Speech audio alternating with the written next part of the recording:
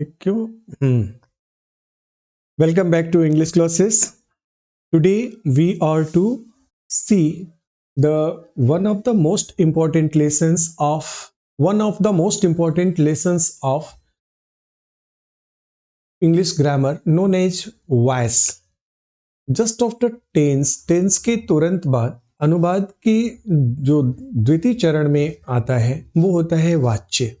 ये क्या होता है, इसका कॉन्सेप्ट कैसे होता है, इससे जुड़े सवाल कैसे आप बना पाएंगे आगे एडवांस लेवल में, इसके लिए पहले हम इनके बेसिक्स पे चर्चा कर लेते हैं। Okay, coming to the point, voice को हम हिंदी में वाच्य कहते हैं। और वाच्य क्या होता है इसे आप जाने। किसी वक्ता के द्वारा कोई भी बात को प्रस्तुत करने का ग्रामेटिकल दो तरीका बताया गया है, एक एक्टिव फॉर्मेट और दूसरा पैसिव फॉर्मेट। एक्टिव फॉर्मेट क्या होता है, जिसमें सब्जेक्ट एक्टिवली उस क्रिया को एग्जीक्यूट करते हैं, और पैसिव फॉर्मेट क्या होता है जिसमें ऑब्जेक्ट सब्जेक्ट की जगह पे आके वो उस वाक्य को रूल करता है। Got it? डिफरेंस बस यही है कि सब्जेक्ट और ऑब्जेक्ट अपना लोकेशन चेंज करते हैं और कार्य वही होता है, एक्ट वही होता है दोनों ही वाक्यों में। इसे हम प्रैक्टिकली देखते हैं।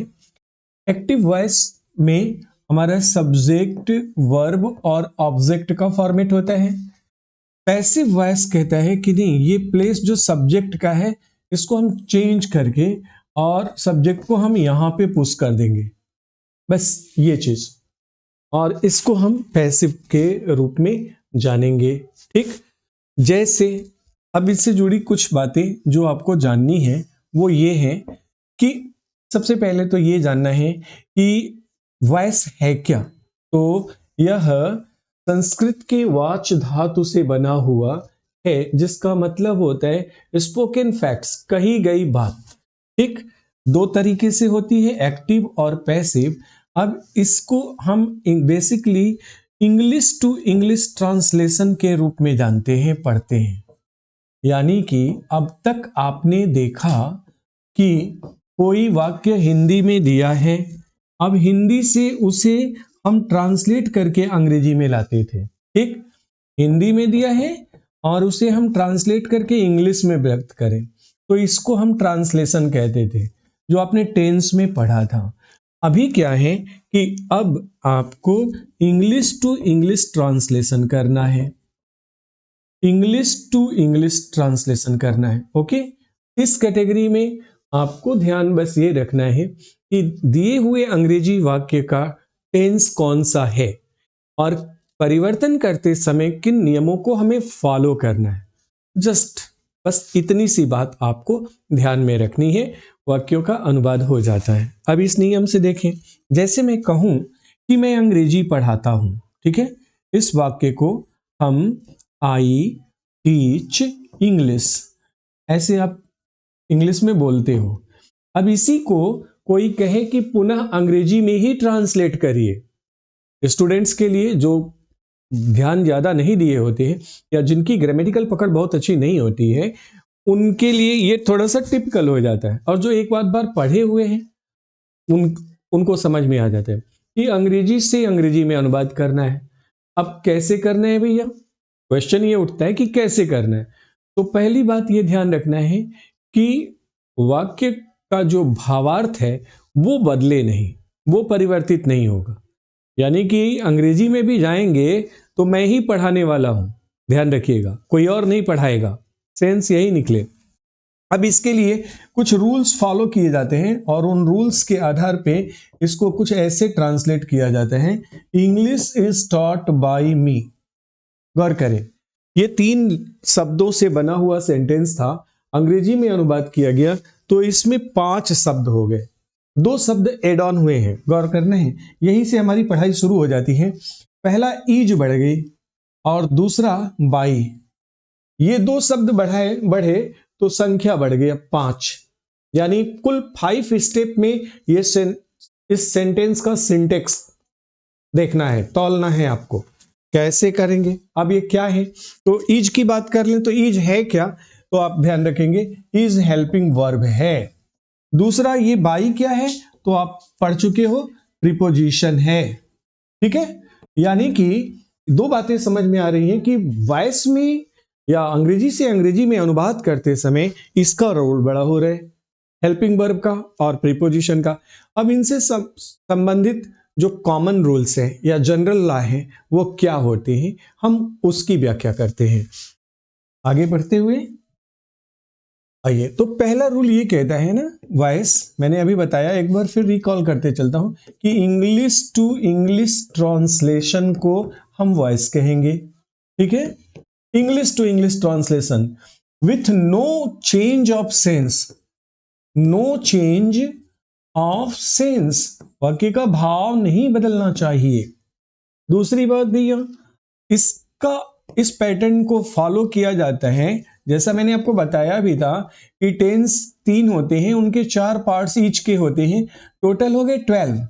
यहां -4 करेंगे, टोटल होगा रिमेनिंग 8। इस 8 में ही पैसिव का रूल अप्लाई होगा।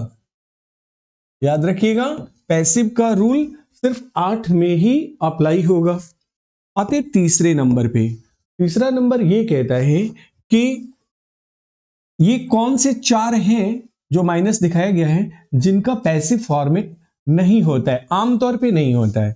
तो इसके बारे में बताया जाता है कि तीनों ही टेंस के परफेक्ट कॉन्टिन्यूअस जो फॉर्म होते हैं प्लस फ्यूचर का कॉन्टिन्यूअस, ये 3 + 1 के बराबर 4, ये 4 जो हैं आप ध्यान रख लेना, इनमें नो पैसिव, यानी कि नो पैसिव अलाउड है। ठीक है ना, इनका पैसिव नहीं बनता है, याद रखिएगा।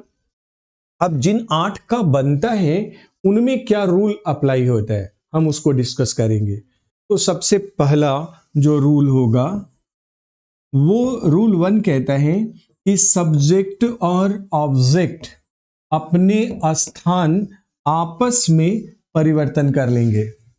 याद रहेगा, सब्जेक्ट और ऑब्जेक्ट का लोकेशन एक दूसरे से चेंज कर देते हैं। ठीक, दूसरा,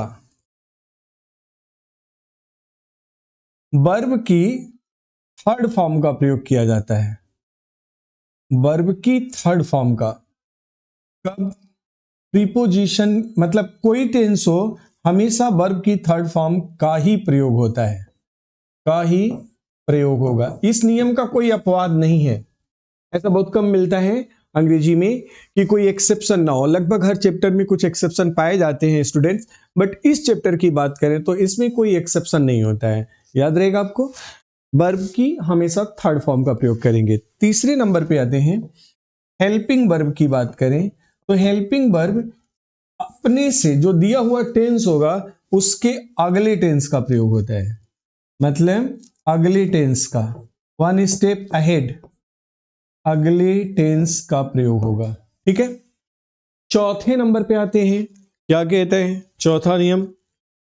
वो कहता है कि ये जो तीसरा नियम है इसका एक एक्सेप्शन पाया जाएगा, एक्सेप्शनल रूल बोलते हैं। एक्सेप्शन मतलब अपवाद। क्या होते हैं भैया कि कॉन्टिन्यूअस अगर आ गया ना किसी टेंस का, तो उसमें उसके बाद आने वाले परफेक्ट का हेल्पिंग वर्ब नहीं लिया जाएगा, उसमें प्लस बीइंग कर देंगे, यानी कॉन्टिन्यूअस की सहायक क्रिया एच भी रहेगी, लेकिन उनके बाद हमको बीइंग ऐड कर देना रहेगा, एडिशनली बीइंग ऐड कर देना रहेगा। ओके, अब पांचवें नंबर पे आते हैं, एक प्रीपोजिशन, एक उपयुक्त प्रीपोजिशन, उपयुक्त प्रीपोजिशन प्रेप बोलते हैं का प्रयोग करना है, जिसमें कॉमनली ध्यान रखना है प्रीपोजिशन बाई ही मोस्टली प्रयोग होते हैं, लेकिन इस बाई के अलावा भी कुछ प्रीपोजिशन होंगे, जैसे टू होगा, एट होगा, इन होगा और विथ होगा। इन 4 प्रीपोजिशंस का कुछ पर्टिकुलर यानी कि स्पेसिफिक वर्ब्स के साथ कनेक्शन होता है, बॉन्डिंग होती है और उनका प्रयोग किया जाता है। क्लियर? तो ये बेसिक्स हो गए आपके, basic general rules about passive voice. अब नाउ मूविंग अहेड, हम एक एक कर अप्लाई करेंगे। अब एक एक कर जब अप्लाई करने की बात आएगी तो कैसे करेंगे? पहला टेंस पार्ट क्या होता है तो आप बताएंगे कि वॉइस के अंदर प्रेजेंट का सबसे पहला फॉर्म होता है इनडिफिनिट।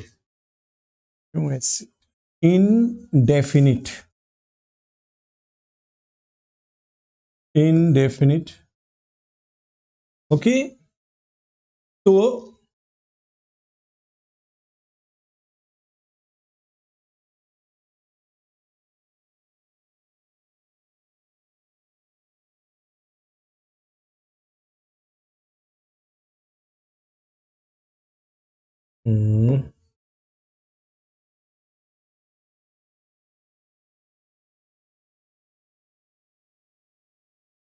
तो अब देखोगे कि प्रेजेंट इंडिफिनिट का आपने पढ़ा था ना टेंस में, पहला अफर्मेटिव का रूल पढ़ा था।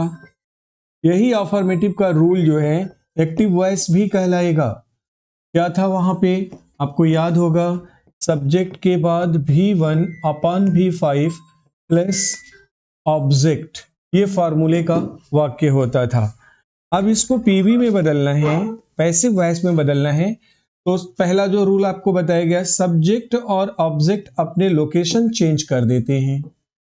इंडिफिनिट टेंस का कोई वाक्य हो तो उसके बाद कॉन्टिन्यूअस की सहायक क्रिया प्रयोग की जाती है। तो अब वो कॉन्टिन्यूअस की सहायक क्रिया यहां आएगी, तो इस हिसाब से हेल्पिंग वर्ब हमारी, आपको याद है कि कॉन्टिन्यूअस में इज, और अथवा एम का प्रयोग किया जाता है। इसके बाद वर्ब की थर्ड फॉर्म का दस्तूर आपको बता चुके हैं। एक उपयुक्त प्रीपोजिशन, ये जो प्रीपोजिशन होगा एज पर वर्ब होता है, ध्यान रखना है, एज पर वर्ब। अब ये वर्ब पर आधारित होता है और लास्ट में प्रीपोजिशन के बाद सब्जेक्ट लिखते हैं। ठीक, एक एक एग्जाम्पल देखते हैं, कोई एक एग्जाम्पल देखते हैं कैसे बनाते हैं। जैसे मैं कहूं कि अंजलि टीचेज साइंस।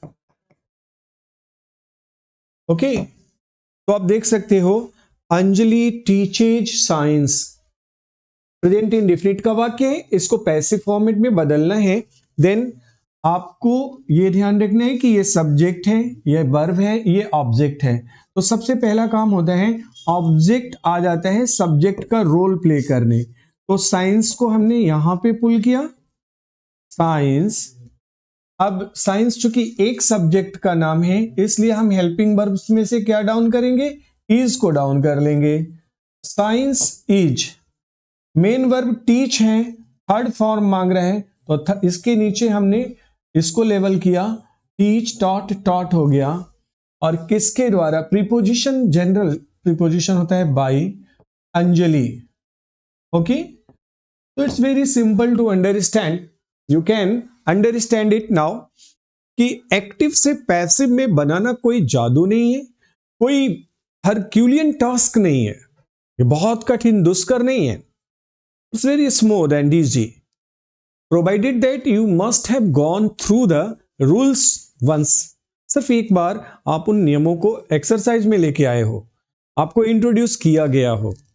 एक बार फिर देख लें। अगर आपको कोई डाउट होता है तो आप क्वेश्चन कर सकते हैं, आप मैसेज करके आंसर जान सकते हैं, कॉल करके जान सकते हैं, जैसे भी इन केस कोई भी डाउट होता है आप देखेंगे। एक और एग्जांपल लेते हैं इसी चीज को समझने के लिए, बेहतर तरीके से समझने के लिए। अगर मैं कहूं कि mister Chaudhary knows me, mister Chaudhary knows me. अब यहां पे आपको ध्यान देना होगा कि मिस्टर चौधरी मुझे जानते हैं।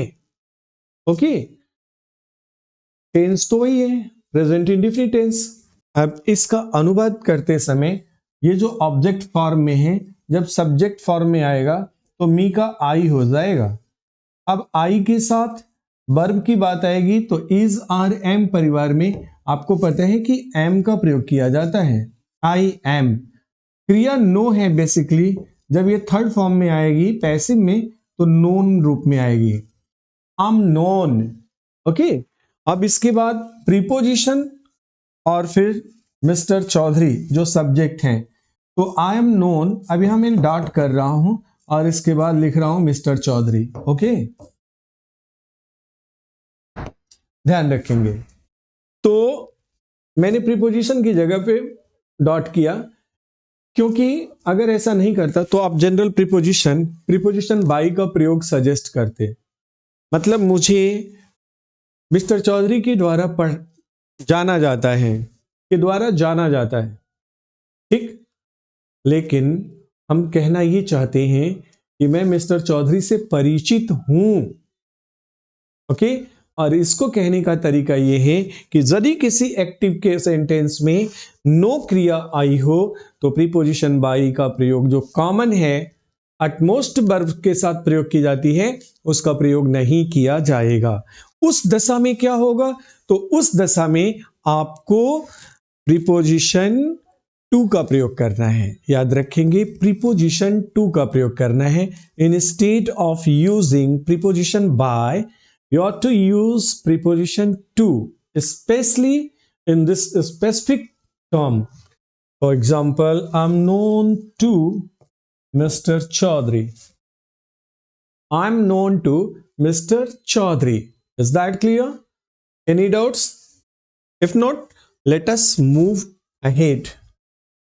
Coming to the next page, the second one is known as negative sentence। Indefinite tense का नेगेटिव सेंटेंस हो तो फॉर्मूला कुछ इस तरह से होगा।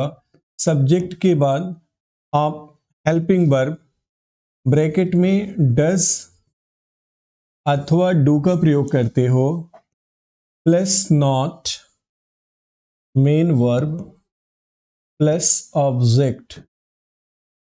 ओके,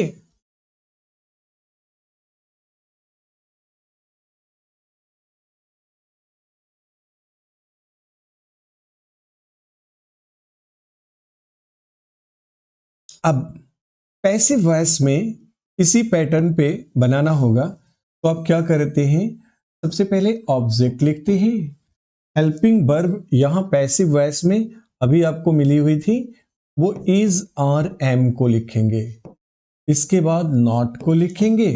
अब यहां पे वर्ब की थर्ड फॉर्म प्रयोग होती है, प्रेप प्रयोग होता है और लास्ट में सब्जेक्ट।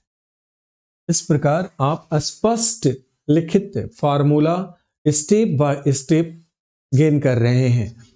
तो अब इस पैटर्न पे कोई एग्जांपल आप लेते हैं, जैसे मैं कहूं कि आई डोंट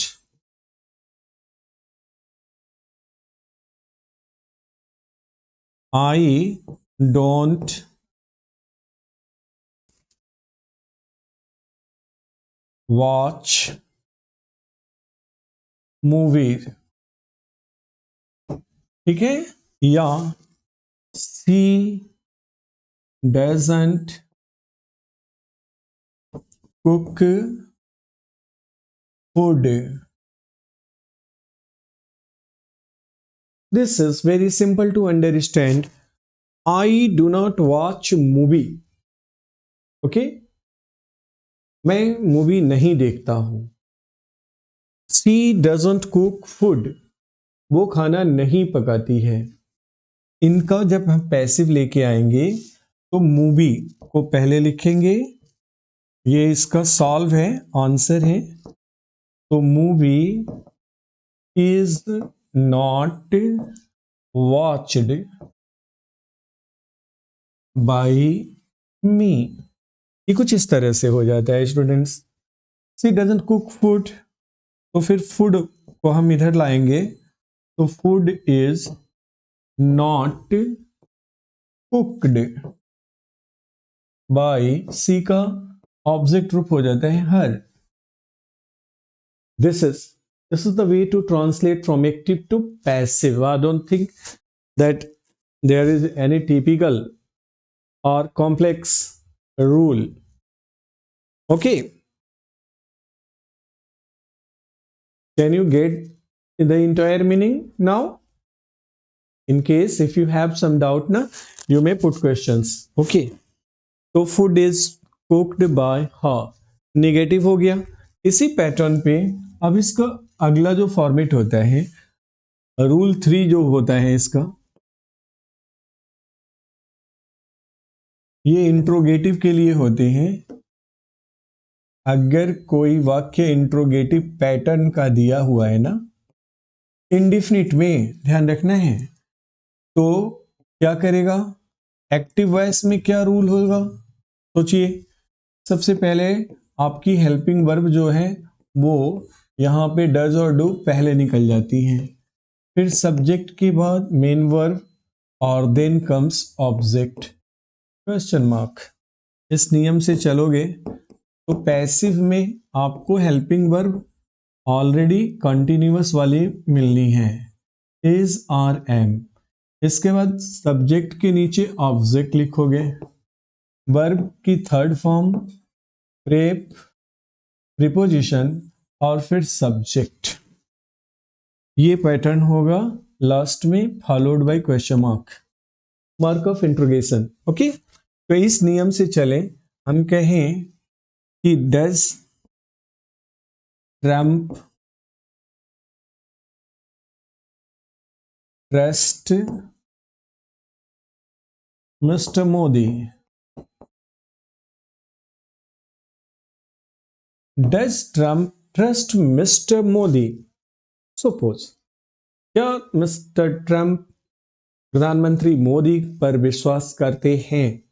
अब इसको पैसिव में ट्रांसलेट करना हो तो डज के बदले मिस्टर मोदी के चलते यहां इज आ जाएगी, तो is mister Modi okay trusted bye mister Trump? This is how we translate from active to passive. Do you think is there any problem? एक बार समझिए, यदि आपको हिंदी से अंग्रेजी में अनुवाद आ गया ना, तो फिर आपको अंग्रेजी से अंग्रेजी करने में कोई दिक्कत नहीं होगा। इसीलिए बेसिक जानकारी जरूरी होती है। That is why I have been providing you for day 1, from day 1 till now, the basics of English grammar. Now, the fourth rule in indefinite tense is interrogative negative. It is called rule 4th and it is also called interrogative negative. Nothing else to do, कुछ और नहीं करना होता है हमें यहां subject के बाद नॉट ऐड करना है और यहां ऑब्जेक्ट के बाद नॉट ऐड करना है। ऑटोमेटिकली हमारा सेंटेंस इंट्रोगेटिव से निगेटिव में बदल जाता है। ओके, यदि हम सब्जेक्ट और ऑब्जेक्ट का लोकेशन बदल दें तो हमारा सेंटेंस बदल जाता है पैसिव में। फिर हेल्पिंग वर्ब बदल दें, ऐड ऑन कर लें, फिर मेन वर्ब की थर्ड फॉर्म और उसके बाद कोई प्रीपोजिशन ऐड ऑन कर ले, तो हमारा सेंटेंस एक्टिव से पैसिव में बदल ही जाता है। ओके, तो ये हुआ आपका पहला पोर्शन इस चैप्टर का, पार्ट 1 आउट ऑफ 8 पार्ट्स। आपका पहला पार्ट यहाँ पे कंप्लीट होता है। इसके बाद हम दूसरे पार्ट पे चलते हैं। दूसरा पार्ट कहलाता है वॉइस चैप्टर के अंतर्गत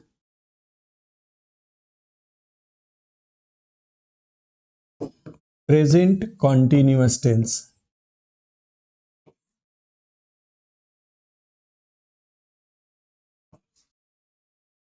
अगर हम इसको देखें तो प्रेजेंट कॉन्टिन्यूअस टेंस को, तो पहला रूल नंबर जो 1 होता है, रूल 1 वो होता था अफर्मेटिव के लिए सब्जेक्ट आप प्रयोग करते हैं हेल्पिंग वर्ब इसकी ऑलरेडी आपको मिली है 3, is, are, am plus main verb ING form, ing form बोलते हैं, और ऑब्जेक्ट। ओके, अब इसको पैसिव में बदलना है, ठीक इसी को पैसिव में बदलना है। तो आप क्या करते हो, सबसे पहले सब्जेक्ट और ऑब्जेक्ट को आपस में बदलते हो।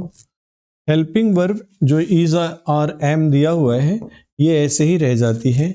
यहाँ पे एक चीज एड ऑन होगा, वो होगा बीइंग, और इसके बाद वर्ब की थर्ड फॉर्म, प्रीपोजिशन और सब्जेक्ट, जैसा कि कॉमन रूल है। ठीक, अब इस नियम से आप चलते चलेंगे तो क्या होगा, एक एग्जांपल देखते हैं। ही इज वॉचिंग टीवी,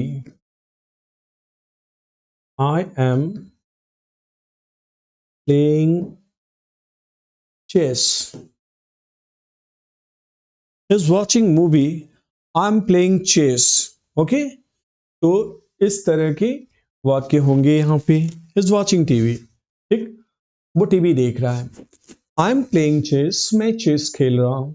ठीक है, तो अब इसका ट्रांसलेशन पैसिव में कैसे करेंगे, is watching TV, तो ये होगा TV is being watched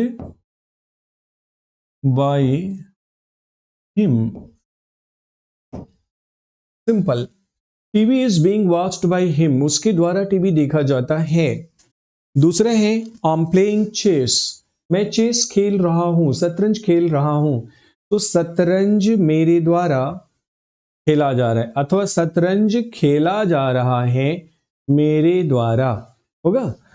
तो इसको ऐसे आप बनाएंगे, chess is being played by me।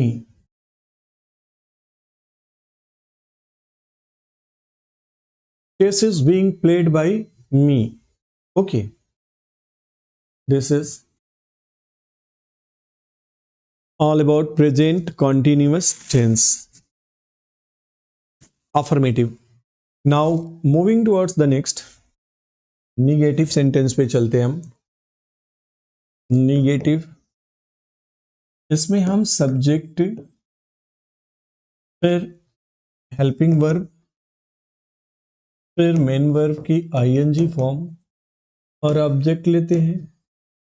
Passive में आते हैं तो हम हेल्पिंग वर्ब सेम रह जाती है, यहाँ पे ध्यान रखना है नॉट एड ऑन करना था, एड ऑन कर लीजिएगा, और फिर नॉट के बाद बीइंग को लेना है, वर्ब की थर्ड फॉर्म को रखना है, प्रीपोजिशन को रखना है, सब्जेक्ट को रखना है। ठीक है, एग्जाम्पल के रूप में देखते चलिए। मैं कहूं कि she is not wasting money और वेस्टिंग टाइम। ओके, या मैं कहूं कि they are not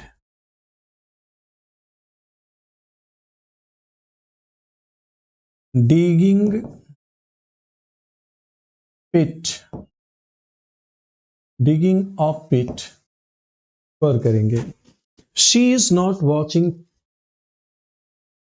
wasting time, वह समय बर्बाद नहीं कर रही है। Second one, they are not digging a pit, वे लोग गड्ढा नहीं खोद रहे हैं।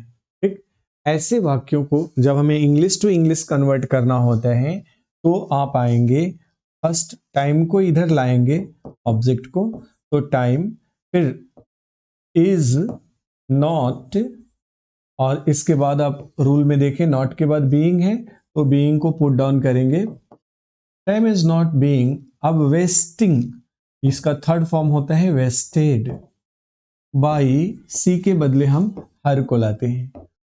Time is not being wasted by her, समय उसके द्वारा बर्बाद नहीं किया जाता है। Okay, now they are not digging a pit, ऐसी बात है, अब पिट को आप इधर लाओगे और is not being digged bye them, गड्ढा उनके द्वारा नहीं खोदा जा रहा है। तो ये इस प्रकार यहां तक आप प्रेजेंट कॉन्टिन्यूअस टेंस के नेगेटिव फॉर्मेट को इंग्लिश टू इंग्लिश ट्रांसलेट करने का अभ्यास कर रहे हैं। ये अभ्यास आपके सीटेड कंटेंट में जो अनसीन पैसेजेस होंगे, रीडिंग पैसेजेस होंगे, कंप्रीहेंशन होंगे, उनको समझने में, उनमें आए हुए हो सकते हैं, उनका अर्थ निकालने में आपको मदद करेंगे। बाकी हमारी प्रैक्टिस पर डिपेंड करेगा। अगली स्लाइड में। थैंक्स।